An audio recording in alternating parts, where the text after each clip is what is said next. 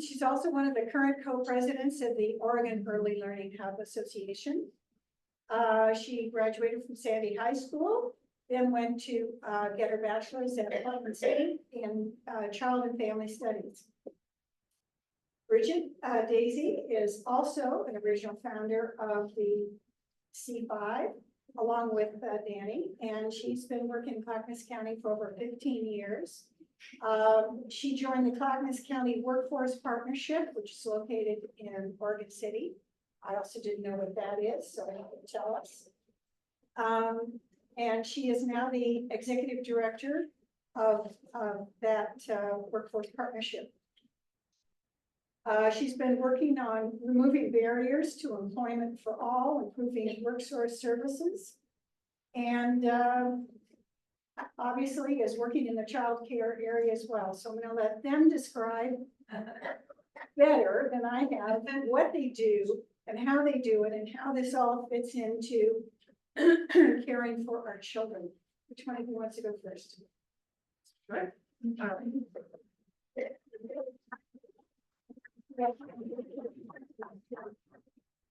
Can you all hear me? Yeah. All right, we'll be fine. All right. I'll move this. Okay. Sounds good. Hello, everyone. Thank you for having us today. I'm Dani. As Nancy said, thank you, Nancy. I am the director of the Early Learning Hub of Clackamas County. There are 16 of those across the state. So every region has one. If you work in a different region of the state, go find yours. If you need help finding it, let me know. We are regional conveners and connectors for early childhood systems building.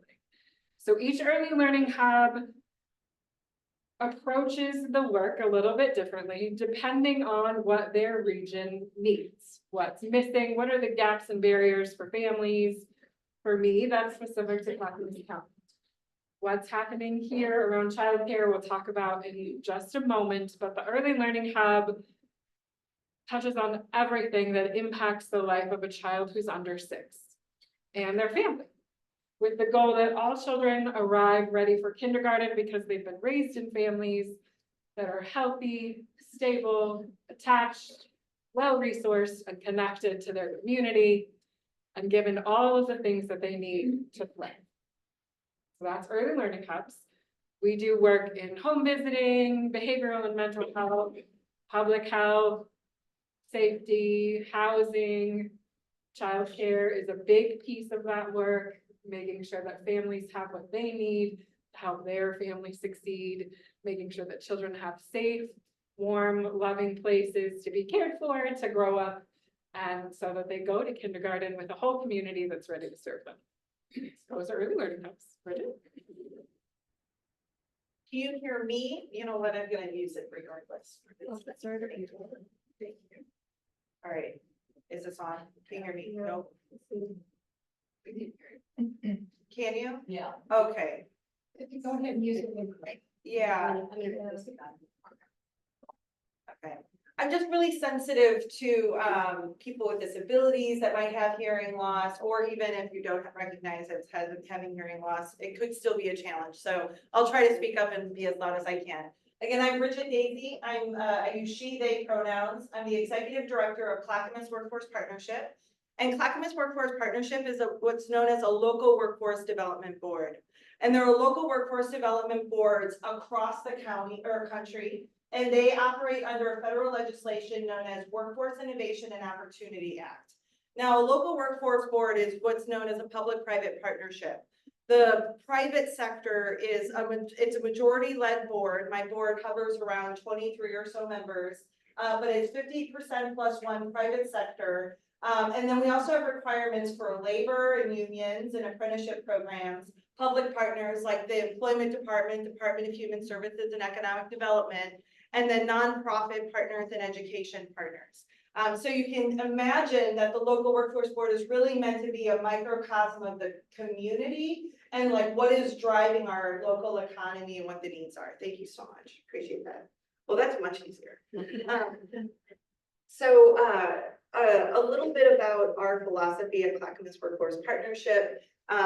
We believe that workforce is just another way to say people. It's our middle name. And what people need to work and learn in our community transcends education and training. It includes housing, transportation, food security, feeling safe in community, and access to quality care for their children and families. And everything that we do really touches all of those intersections. We have identified targeted sectors: construction, healthcare, manufacturing, really the economic drivers of our community. But we've also identified early care and education because, again, the thrivability of our children is essential and key to making sure that we have a future workforce and that our current workforce feels comfortable and safe with when they have to go to work and learning in the community. What's important to know is we are a nonprofit and we are not a direct service provider. We are a convener, broker, and investor in the community with federal, state, and local resources. We contract with organizations and entities like the Community College, the Education Service District, IRCO, or the Immigrant Refugee Community Organization, Ant Farm up in the rural parts of Clackamas County. See if I miss anybody. I probably am. But we oversee what's known as WorkSource Oregon. Our system is unnecessarily complex. There are many funding streams, many partners, and it's our role at the Workforce Board to make sense of it, make sure that we're all working together and aligning resources and filling those gaps because we know too many people are slipping between them. We also have business services and have a real front face with our business and employer community. But I can answer more about that later. But our connection with childcare is deep and broad because the childcare workforce needs support. They need living wages, they need benefits, they need sustainability. But then all of the other workers in our community that work in those other industries also need access to childcare. And then I would just put in a plug for adult care too. But we're here to talk about childcare, so we'll talk about that other part later.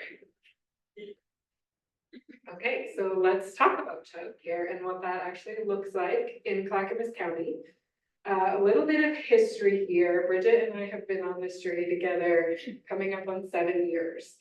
7 years ago, back in 2018, almost 7 years ago now, we wrote a grant for JP Morgan Chase Advancing Cities to say, if you give us some money, here's what we could design that gives Clackamas County families access to childcare. Every single family with a child under 12. And it was a beautiful grant that did not get funded.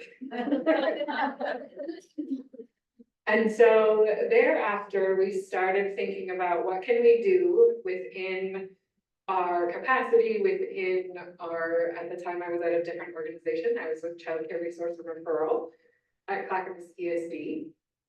And we had childcare providers coming to us saying, there are rules in the cities we live in that are blocking us from doing childcare effectively. I want to be a childcare provider, but my city won't let me. And we were like, well, that's a problem. Does your city even know that they're not allowing you to do that? And so I went to Bridget and I said, what do we do? She said, let's talk to the cities and see what they know. And so we did. We first went to the city of Happy Valley. And we said, do you know that this is what's happening in your community when you have a childcare provider who wants to open childcare in their home? You are treating them the same as any other home-based business, which means they can't have more than 3 clients at a time. Right? We need far more than 3 children in a family childcare to make those dollars pencil out, because they'll tell you what we've learned along the way, that barely pencils and sometimes doesn't pencil for people to run childcare. And the city of Happy Valley was like, no, we had no idea that this is what was happening, that this is how these rules are being applied. We know Happy Valley needs childcare. Tell us how to fix it. And so we wrote a new law for the city of Happy Valley. And we made it so that childcare providers in the city of Happy Valley were able to have as many children as their license would allow them to, provided they were following the licensing requirements for the state of Oregon. And it was a beautiful moment. Their commission voted it into statute, so it exists on their books now. And it started a beautiful journey of going to multiple cities and having convenings with chambers of commerce, with city economic development managers, saying, what can we do as a city to make sure that we are being friendly to childcare? How do we support our childcare providers? We ended up in the city of Sandy with a grant that they were able to provide to childcare providers to renovate their buildings so that they could get them licensed. Yeah, we've done some really cool things over the time that we've been together. I will let Bridget talk about things we did from there. And just to piggyback on the Sandy example, when we first approached their economic development, they were they took it very seriously, but they were like, we're a small town. What are we gonna do to solve this issue? We know it's much bigger and much more complex than we're able to do on our own. And we're like, absolutely, you're 100% correct. And there's still something you can do. All we need to do is help find what that is. And so through partnerships with nonprofits, faith-based communities, education, government, and the private sector, we pulled a group together to say, what does solving for childcare look like in Sandy? And then we hosted similar events in Oregon City and Wilsonville. And then a little thing happened a few years ago, COVID. And that kind of shut everything that we were working on and planning for down for a period of time, and we had to course correct. And around the same time, the county commissioners were having some conversations with the leadership of Commissioner Schrader around how are people responding, or what are their needs in COVID, and childcare was coming up over and over and over again in their town halls.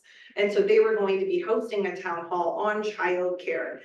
So Commissioner Schrader approached us and started talking about what do we do, how do we elevate this to a county level? We know you've been doing this work at the city level. Is there something we can do at the county level? And so we started putting groups together to start planning for a coalition of people who care in the community to figure out what is the true cost of childcare and what would it cost to cover every single child who needs it or wants it, or parents who want it in the community. So that initial coalition was known as the Childcare Clackamas. Childcare for all. Yeah, Childcare for All in Clackamas County.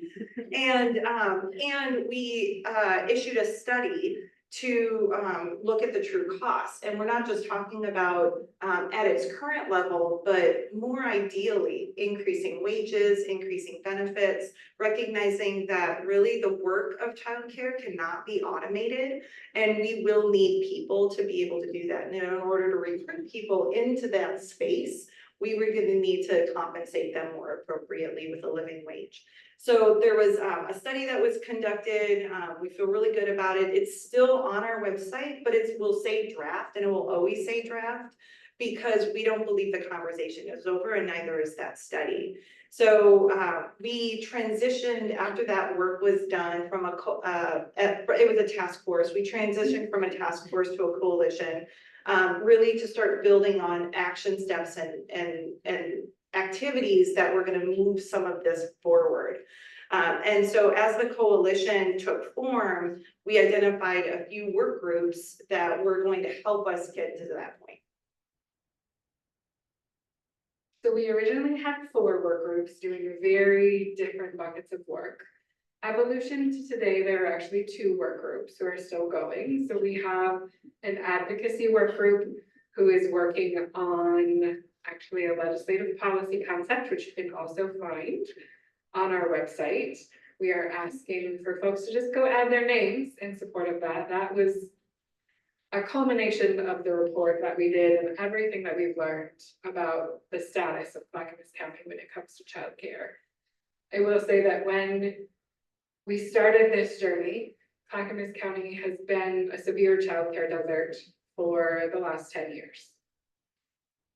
That desert has gotten worse since COVID. What we know now is that there are actually about 12 children under 3 for every licensed slot available to them. And so we know that as a whole, children under 12 in Clackamas County, only about 15% have access to licensed care. Childcare desert is a federal definition that is triggered whenever that number is lower than 33%.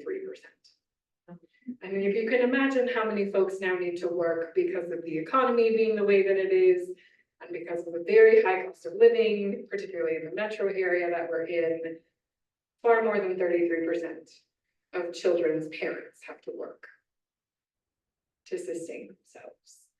And so that is work that is culminated in the legislative policy concept that you'll find on our website, which you can still get to by visiting cc4a.cc. There's a longer website, and we'll send you all the PowerPoint. We'll send it to Nancy so that she can get it to everybody with the information that's on there. But the policy concept looks at, what do we pay people? How do we keep people in the workforce in early childhood so that we have quality folks giving that care to children and that there's more of it available? And I would just say that the policy paper is for the entire state of Oregon. And so that's how it's different than what we had studied originally for just Clackamas County. And so we've taken the policy paper to other regions and other coalitions across the state to ask them to sign on as well. So I think that's a different level of conversation that we're going to be able to have with the legislature as opposed to just focusing on our one county. Absolutely. And then our second work group is actually a workforce specific group. And that group, while contributing to the policy paper, is also doing a lot of statewide efforts in apprenticeship, in figuring out how we train and retain new early childhood workforce members, as well as them having a more attractive compensation package. Is also that being a teacher is very stressful. The rate of burnout in the early childhood field, we lose about 25% of the workforce every year. And so there's a lot that needs to be addressed to make sure that educators have what they need when they're going into a classroom, and that is what our workforce group is currently working on. Those are the two work groups. They will continue working as often as needed as we go through these different pieces of the work, because what we like to say, the coalition is not one solution. There are many solutions that are required to solve the childcare crisis. It is a quilt of solutions that we weave together to cover families, because the barriers are many, the gaps are many. There are many reasons why childcare is difficult. And addressing all of those requires everyone to do their part of that quilt. And when we say childcare and our definition of children who need care, and of course that goes all the way up, everybody needs care, but we really are focusing on age 6 weeks to age 12. Because it's not just a preschool problem, it's not just an infant and toddler problem. It's a challenge for parents all the way up through. And God forbid you have a 2-year-old, a 4-year-old, a 7-year-old, and it's 12-year-old, and trying to navigate the world of childcare work and all other things. So it's important for us to say that all of those age groups deserve care. It's not just one. And we were really motivated to start working at the county level when Preschool for All was on the ballot and passed, because a big concern of ours was Preschool for All was going to steal all of the qualified care out of Clackamas County, because they were going to get paid more and compensated more, rightfully so. Like no shade their way, but we needed to step it up in order to make sure that they had what they need here in Clackamas County. I say we still have a lot of work to do, because the powers that be have not deemed childcare so essential that we solve the whole problem. And there's a lot of iterative fixes, and those are helpful. We still know that programs like the employer-related daycare, or ERDC, has an extraordinary wait list. So people who need childcare in order to work and meet the qualifications can't find the care or afford the care. And so we're losing people out of the workforce in all industries because of that lack of childcare and adult care and all of the other things. And so the other thing is that like all of these issues are interconnected. When we think of like the lack of housing or the lack of transportation for especially our rural communities, or equity and inclusion, or our Black and Indigenous and other people of color, people who are feeling challenged by the community, like within the community, it can't be siloed. We really need to pull all of these conversations together. So that's why workforce and early learning hubs see such many of the concentric circles that overlap childcare and workforce.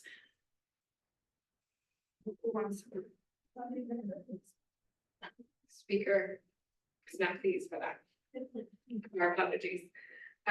One of those interconnected things is, despite the fact that early childhood educators are not paid or compensated enough for their positions, very few have benefits of any variety, including, healthcare that they would need for their own family. Many of them qualify for SNAP benefits themselves. But on top of that, care is already quite expensive for families. So the disconnect between the revenue brought in by childcare versus how much you would even want to pay your staff or provide benefits with, and then provide quality materials for children to have in a program. The gap gets bigger and bigger every year. And programs like ERDC has now been on a wait list for a full year, and not a single person has come up with it. The legislature is also not planning. I don't know, those of you who've seen the governor's request budget since it came out, I think yesterday. But the legislature is not planning to dedicate more money to ERDC during this session. And so those families will be stuck for quite a long time. And so our gaps during COVID got worse. We knew we had to keep working. So we continue coming to groups like this to talk about what childcare looks like. We have more options now in Clackamas County. We have Preschool Promise and several other things.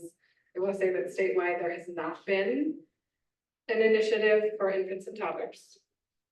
And there has not also been anything for school-age kids.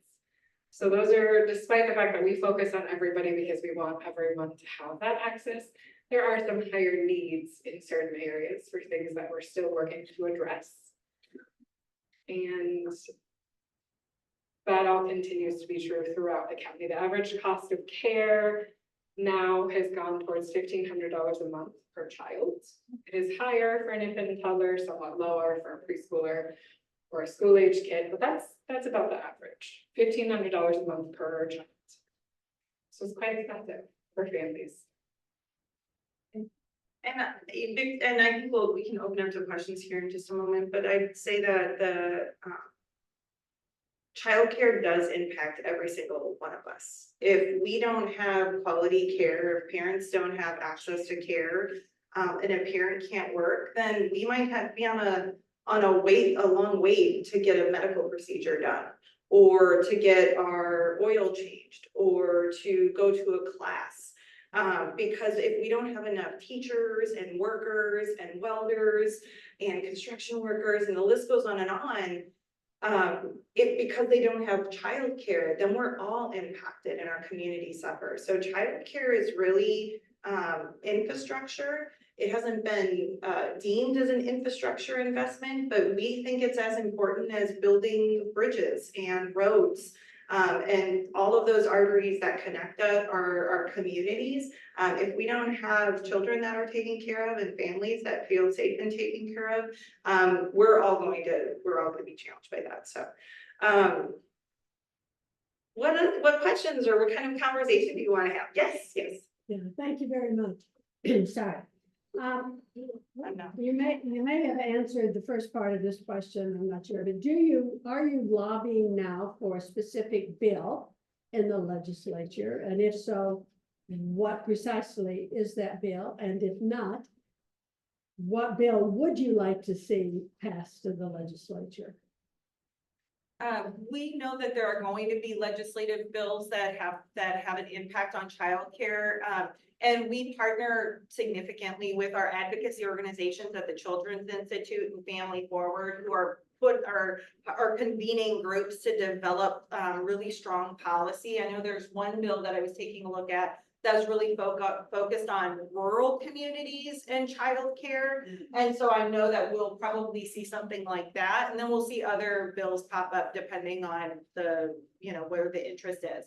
We're really disappointed at the governor's budget for identifying childcare, or at least identifying that childcare is an impact to the community, but then not making a more substantive investment in it. But I would say that their Oregon After School and Summer Network did share that there are, I believe it's 20 to 50 million for after school and summer programming and camps in there. So that was at least good to see that the governor did have some investment in care up through age 12.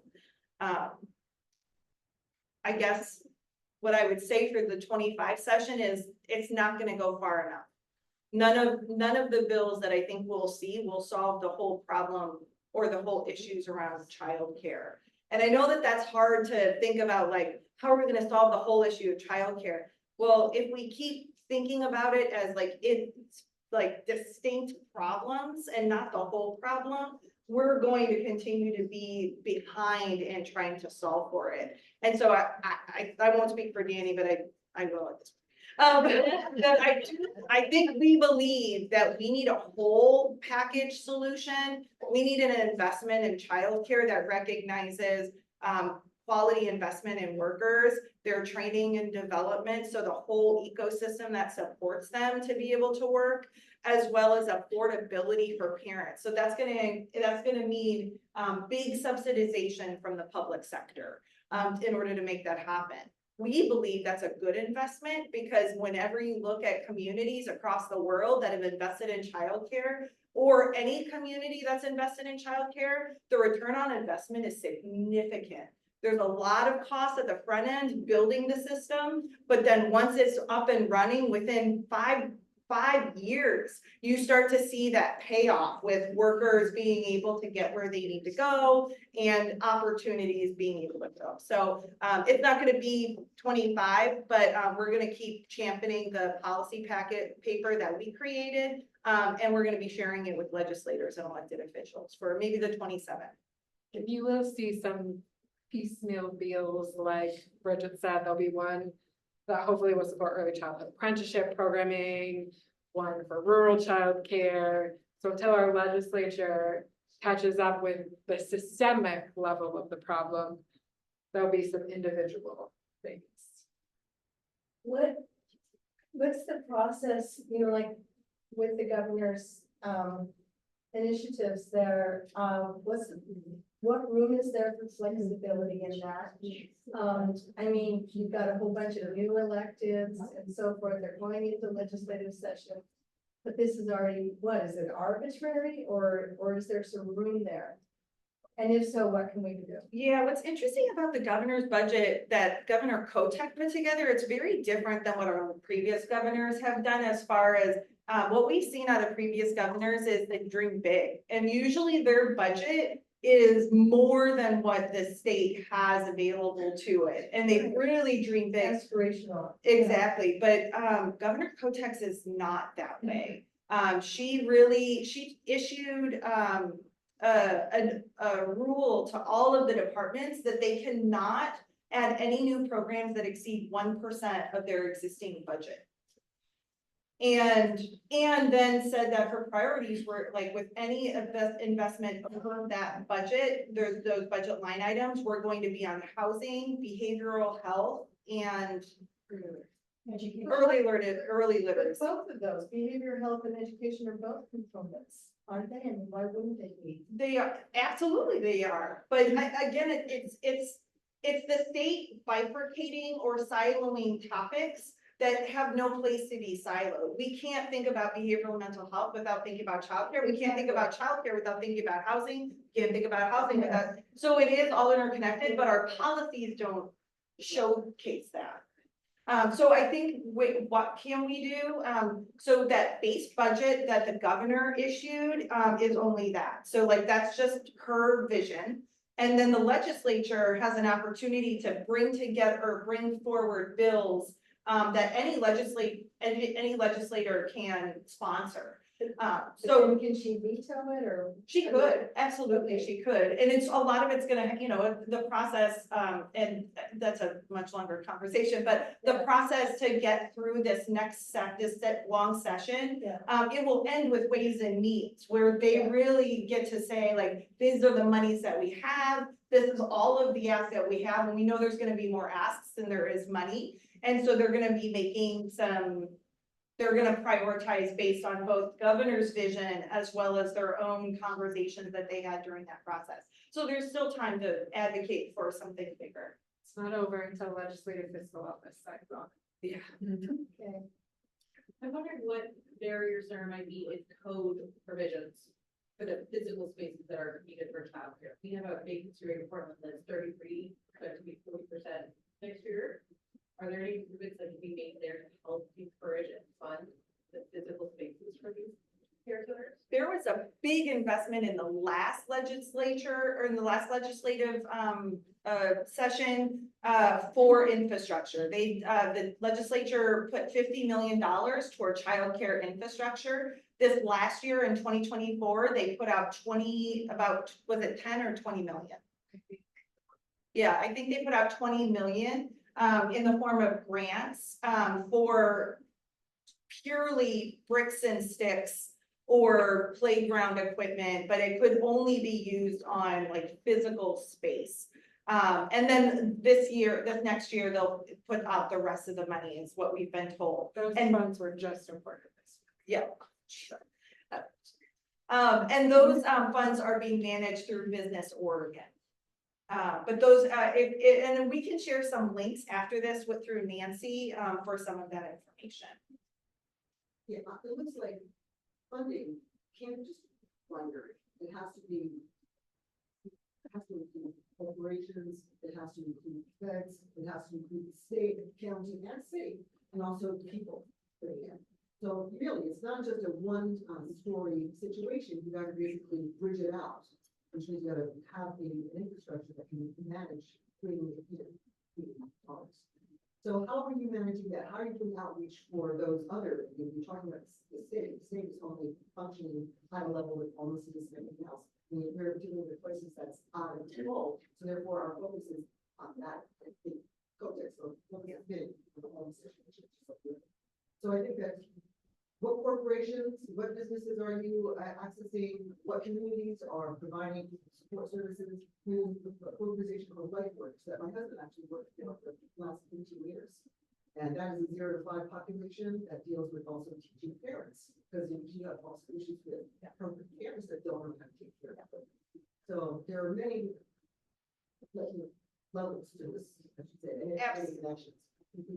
Absolutely. And so a couple of ways to answer that. So one, in Clackamas County, we co-created and designed a roadmap for employers. So we believe that employers are going to be much better served with recruitment and retention if they have childcare benefits. And there's lots of ways to provide benefits to working parents.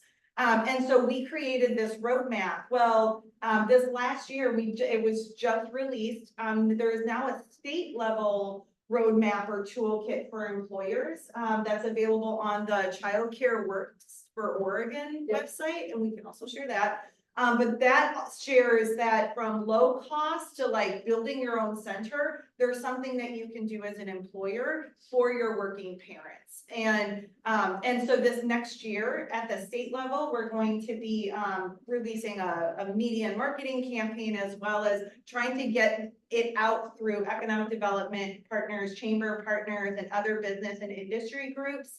What I've seen from the workforce side is when we try to engage the employer community, there are some it's a spectrum. There are some employers that really get it. And they're like, of course, childcare is an issue. Siemens over in Wilsonville has been investing in childcare in a center for over 20 years. Their founding CEO and president 100% was like, if the parents of my company can't find childcare, we need to build it for them. We haven't seen a lot of that type of inspiring leadership at our private sector members or with our private sector community, but we keep trying to inspire them and educate them on the value add. But we can't compel them or we can't make them do the thing. So it really is still going to continue to be theirs. And then we've gone to city councils and presented because again, with all of those city conversations, we know that the cities have a place in solving it. The metro has a place in solving it, the state and the Fed. So it is at every level. And that's really what our coalition has been kind of embracing or thinking about when we think about advocacy is there's not one audience to this conversation. I'm just wondering how much input do unions have in the lobbying efforts? And what connections do you have to do? Awesome question. So interestingly, there are two unions for childcare providers. Specifically, one is for licensed exempt providers through SEIU. And then one is through AFSCME, and that is for licensed family childcare providers. Those are both optional, of course. And so they have folks at the table at our coalition as well to advocate for them in all of the policies. We designed our provider forward. So we designed an apprenticeship program that's provider forward with help from the union, and all of our policies try to come that way. But in terms of other unions, in the city of Portland, there, I believe, are 5 childcare commute centers that have unionized. They've rallied, they've done everything to unionize. And my daughter worked for one of them and helped to get them. She doesn't work for them anymore, but its umbrella union is the longshoremen's, which is interesting. But you know, the world is it's all interconnected. But we haven't really seen folks unionize for childcare facilities across the state. And what we have seen is that when unions start to bubble up or the talk gets back to leadership, some of those sites will shut down. Well, I wasn't really meant that unionization of the workers. I'm talking about union support for getting childcare money for workers. Yes, and so that they are very engaged. So AFSCME does a lot of engagement around childcare and helping support childcare across all of their members and all of their oversight. And then at the local workforce board level, for example, we have union membership on our board. And all of our members are talking about it. I'd say because union membership is most predominantly in the public sector and in the trades, I can speak more to the trades than I can the public sector because I haven't seen like a big investment from the public sector in childcare, but at the trades level, there has been a lot of interest in childcare. So a couple of examples include for Department of Transportation, they have a program that's specific for apprentices for childcare access. They have issued stipends that help connect them to childcare, but that's only through the Department of Trade or Transportation. But I would say all of the trades are interested, all the unions are interested in having the conversation. And they're very overworked. I mean, like to get anyone from the unions into like a shared space, like they just have a lot of plates in the air. So I think they're down, they participate. AFSCME and a couple of other unions participate in a statewide group that we pull together. And again, through the workforce boards, there's union voice. Could it be more? Absolutely. But again, I think it's about like building awareness that these conversations are happening. Some folks are doing some things. Could we do it better together? Absolutely. I think there's been a question. Oh, sorry. So did, universal preschool, if it, when it starts, and day long kindergarten help with the lack of providers. And then for summer care, here are there people who only work for summer care for kids, because summer camps are not that affordable, although some big parents use summer camp as childcare. Because it's expensive. And then the other one to the unions, I had a where they would often be in contracts that people would bargain for, and then the power that was would say, oh, yeah, we'll get around to it. But they felt that as long as they stalled, it didn't matter, because the people, when you're most passionate about having childcare, is like the first 5 years of the kid's life, and then they're gonna be in school, and then you do wraparound aftercare, blah, blah, blah, in school. And so the people who are passionate now, by the time the contract comes up again, aren't passionate. And so they can stall for years and years and years, and that was a very effective way to say, well, it's out there, go find it on your own, and then punish people when childcare falls through because you have a sick kid, or the providers take a holiday, or school holidays. I mean, so the unions can ask for something in a contract, but management can say, you're right, we'll sign off on this, and you've signed off a contract for 3 to 5 years, and then you're not gonna get what you want, because they're just gonna say, you can't afford it, you won't care about this in a few years, those kind of things. So I'm interested on the impact of kindergarten and universal preschool. I'll let you answer kindergarten. I was just gonna say, and Oregon, I think is it like 25 or less than 30% of our people who are working are part of a union. So it's a really low number of people who are unionized and connected to labor or collective bargaining.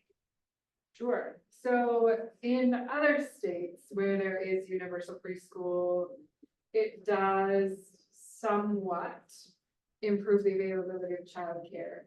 One of the more challenging parts there is that providers who provide care for infants and toddlers can only do so when they have older kids.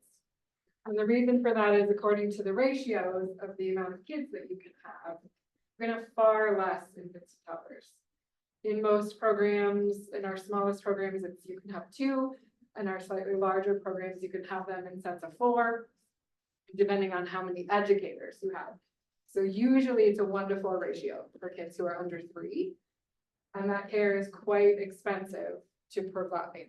So it only pencils if you have these 4 infants and toddlers, and you also have a group of 10 preschooler and school age kids. So what we actually find is, although it does make it available to many more kids, it becomes actually a narrower margin for small providers to actually make ends meet when they don't have a mixed age group. This is why the mixed delivery model that we value so much in Oregon is so important, that we still have, even in a universal pre-K like they're doing in Preschool for All of Multnomah, where it happens in centers, in family childcare, in schools, so that all of our providers can stay intact, all of our families can choose a program that makes sense for them and will best serve their needs. And our children are in quality places across the board. The thing that becomes more difficult is a lot of what universal pre-K in some states looks like is that K-12 then opens up their doors to younger kids, and that actually pushes out some providers when it's a whole system that shifts that way. Whereas when you have all of the types, everyone gets rigs. Yeah. And to the point about all-day kindergarten, that could very much be, like, that's an example of public will making a change, because all-day kindergarten was almost unheard of, but I grew up in Iowa, and I remember it just being a hard day.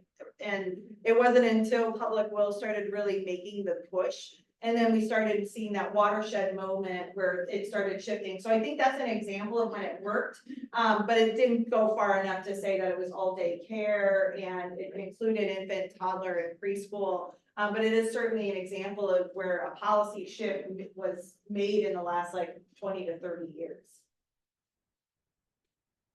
The focus has been on homelessness for some time. Do you have any data or information about Clackamas County and children who are homeless, and how that that impacts all of your work? We do have data. So, there is the count, that snapshot, that count in time that the county, all counties will do across the country. That does include documenting and, documenting youth and young people who are homeless. There's so many homeless teenagers. And so like that, what that like snapshot count in time is really done in partnership with communities and school districts to really recognize like who are our young people who are homeless. And then there are a lot of families that have children that are homeless. And so I think you could look at different studies and see different numbers. But it is a pervasive problem. It's a huge issue. There is some prioritization within the housing system, like intake process for people with children and children. So there is some prioritization with housing, but we don't have nearly enough of it. And all the vouchers are ending by the end of June. And so that's going to be another whole issue. But it is an interconnected issue. Is there one analysis of why kids get that homeless? I mean, they do the counts, but do they actually go to who the problem is, why kids are left on the homeless? Yes, they do, and there's lots of issues. I would point to, there's been some, so like we just put out and it doesn't answer exactly your question, but we just put out a study across the metro area. So we partner pretty closely, Clackamas Workforce Partnership with our partners at, that serve Multnomah, Washington County and Southwest Washington. And we have what's known as the Columbia Willamette Workforce Collaborative.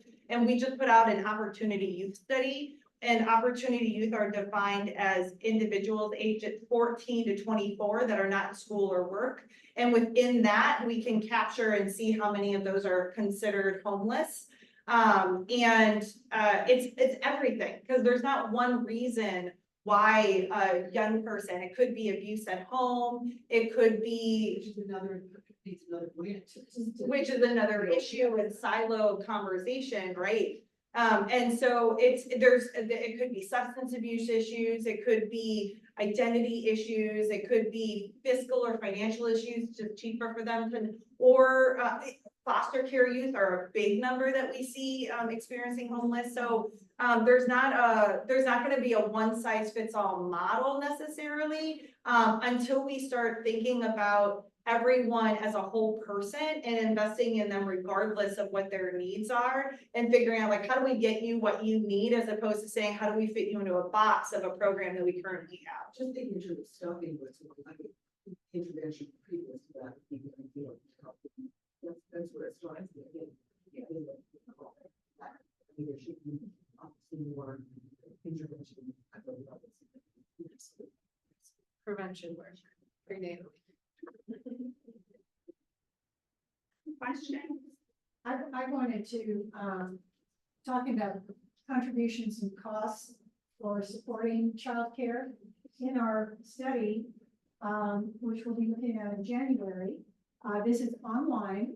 We have about 25 copies. Carolyn has them and we'll be distributing them to the people who don't read things online. In some way to get this to you through wherever you live. The Organization for Economic Cooperation and Development, OECD,